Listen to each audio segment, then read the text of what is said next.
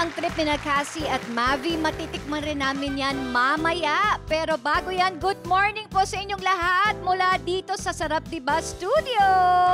At today, makakabonding naman natin ang dalawa sa nagpakilig sa mga happy nanays dyan noong 80s at 90s. At papatunayan nilang hot na hot pa rin sila hanggang sa ngayon. Kaya naman i-welcome na po natin Victor Neri and Justoni Alarcon. Good morning, gentlemen. Thank you. Good morning. Magandang umaga. Hello.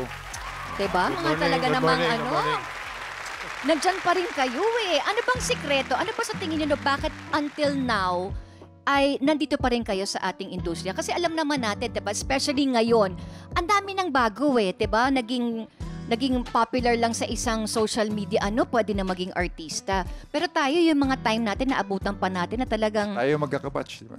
Oh, no. Parang, joke lang. Mas una ka ng bonggang-bongga. Oo, mas nauna siya eh. Oo. Pero kayo, paano ba kayo nagiging parang masasabi niyong visible pa rin kayo hanggang sa ngayon? Kailangan din sila ng artista, kailangan din ng producer artista ng age namin. Hindi naman pwedeng puro bagets lang, di ba? Tama naman. Sa casting, kasi di ba? Tama, oo. From bagets, from elementary kid, high school, college, and medyo senior, plus senior. So, yun ang casting. So, siguro yung aming pagkatrabaho sa network or sa producer man ng pelikula ay yung pagiging siguro aming professional sa trabaho. Tama. Call time, kailangan on time kami, mas maaga pa. Yun pa naman ang ginagawa namin until now.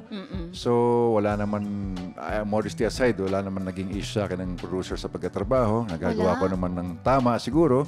At inaaral ko rin ang aking role, profile ko siya para maibigay man yung best ko ano yung dapat na kailangan sa role na yun. Kumbaga kung ano yung kinalakihan natin dati, kung paano tayo, dala-dala natin hanggang ngayon, parang naka-instill na sa atin eh. Kasama sa buong grupo rin ng cast. Pati I think yung napansin ko rin yung difference nung 80s, 90s, kailangan talaga natin galingan. Yung level ng requirement ng mga director nun na napakataas. Correct. Especially professionalism at most. Tsaka ang tingin namin, like ako, bakit ako tumagal o tayo lahat? Kasi ang tingin ko dito, career, hindi trabaho. So I think what's important is self-improvement. Eventually. Regardless kung anong improvement niyan sa totoong buhay o sa personal o sa trabaho. Kailangan lagi may improvement. At saka parang feeling ko parang nararamdaman yata ng industriya kung gaano natin kamahal. Kasi ako din yung tanongin parang bakit hanggang ngayon nandiyan ka pa rin? Kasi totoo naman na ang dami namang mas magagaling sa atin, mas bata, mas gwapo, mas maganda, and yet we are still here. Siguro nga kasi parang nagre-reflect yung passion natin sa actions natin, 'di ba? We come on time, alam natin kung ano yung mga linya natin, alam natin yung characters natin. Kaya siguro parang umaano siya, yung lumalabas.